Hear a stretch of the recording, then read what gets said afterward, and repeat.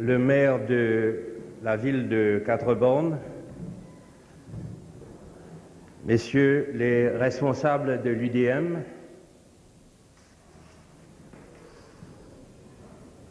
les membres de la famille de Maurice Lesage, vous tous, amis et admirateurs de ce grand Mauricien que fut Maurice Lesage, chers amis, bonjour. Permettez-moi tout d'abord de vous féliciter pour votre présence ici.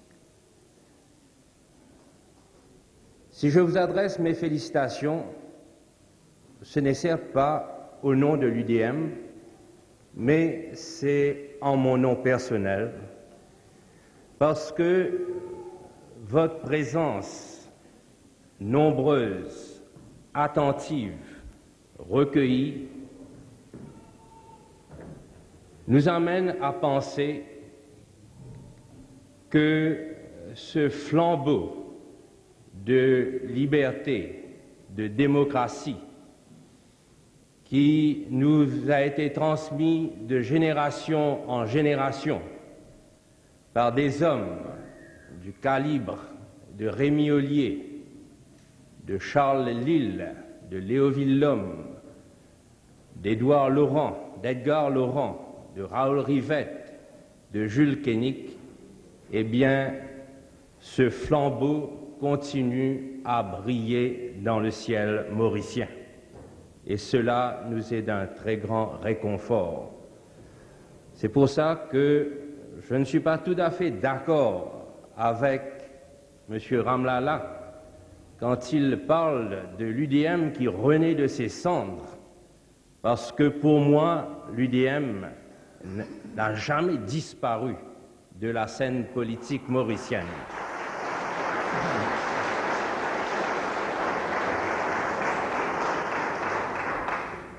Nous autres journalistes, nous sommes bien placés pour savoir que ce qui importe, ce n'est pas de réunir des foules immenses, ici ou là. Parfois, il suffit d'une troupe d'acteurs étrangers pour réussir ce que des politiciens ne pourront jamais faire pendant toute leur carrière politique.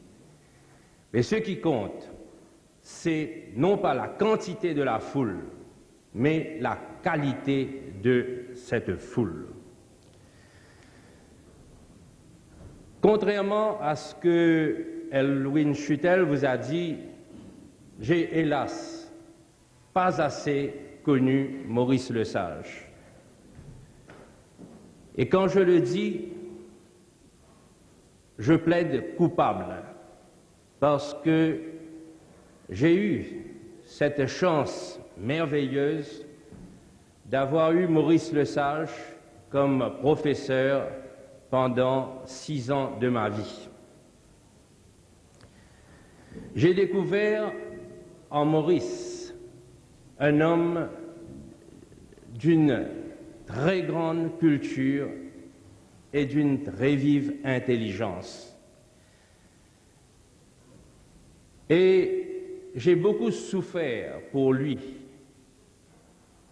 de me rendre compte que simplement pour gagner son pain et celui de sa famille, il a fallu jour après jour, pendant des années, lutter avec les galopins que nous étions pour essayer de nous inculquer quelques rudiments de latin et de grec.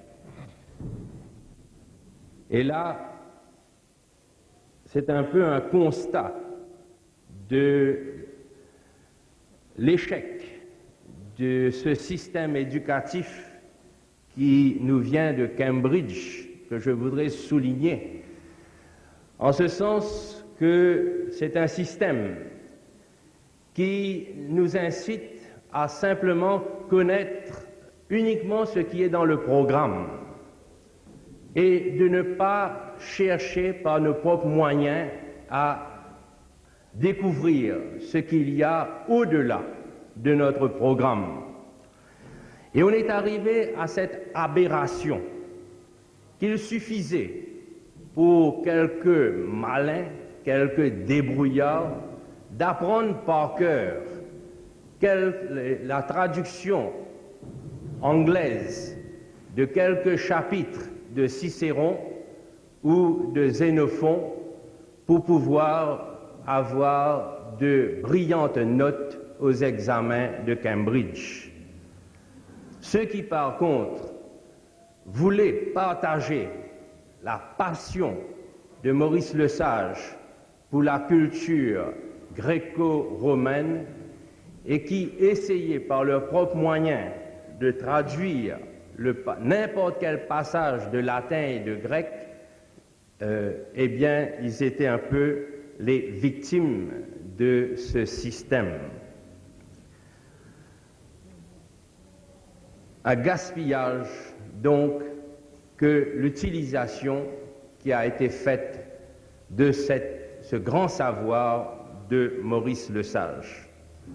Mes chers amis, c'est un honneur pour moi d'avoir été appelé aujourd'hui à rendre avec d'autres un hommage à Maurice Lesage. Et je remercie Guy Olivry d'avoir fait appel à moi. Je n'ai malheureusement pas autant de souvenirs que Bikram Singh Ramlala ou Kivan Martial à vous raconter. Je le regrette. Mais ce que je vais vous dire, c'est peut-être quelques souvenirs qui m'ont marqué de façon définitive. Il y a une vingtaine d'années, par la fenêtre de mon bureau, du bureau où je travaillais à Port-Louis, je voyais passer un homme, très souvent marchant lentement, à tête baissée, et on me disait, ben voilà, c'est Maurice Lesage. Je ne le connaissais pas encore, mais par les journaux, j'étais arrivée à apprécier cet humour dont nous venons de parler, l'humour caustique, l'humour spirituel, un humour profond que peut-être beaucoup n'appréciaient pas, mais qui faisait rire vraiment les Mauriciens qui pouvaient le comprendre et accepter ses points de vue. Il avait aussi cette réputation d'avoir une immense culture, et ce qui n'était pas pour me déplaire. Bref, il y avait Madeleine Mamette, il me disait toujours, voilà un homme que tu devrais connaître, c'est un type extraordinaire, un grand bougre, ça c'est un politicien propre, un homme politique propre. Et finalement, je l'ai rencontré chez lui, nous avions eu une première réunion. Ce qui m'avait tout de suite fasciné chez Maurice Lesage, ça a été cette attention aux pauvres, ce respect des humbles, la manière dont il se mettait debout pour les accueillir, la manière dont il leur tendait la main, qu'il les écoutait. Ça vous prouvait qu'il était près de leur misère, qu'il les comprenait et qu'il était là pour eux. C'était vraiment une première leçon à prendre. Nous qu'on a si souvent traités de bourgeois. Et puis, ça a été la grande réunion chez Guy Olivry à la baie du Tombeau. Et dans un briefing, Maurice Lesage nous a défini sa vision de la politique. Et là, je vous assure que c'était probablement la plus grande leçon d'une vie qu'on pouvait prendre. Il a dit, j'essaie de me rappeler ces mots, la politique, c'est une chose ardue, c'est un travail dur, mais une tâche combien exaltante.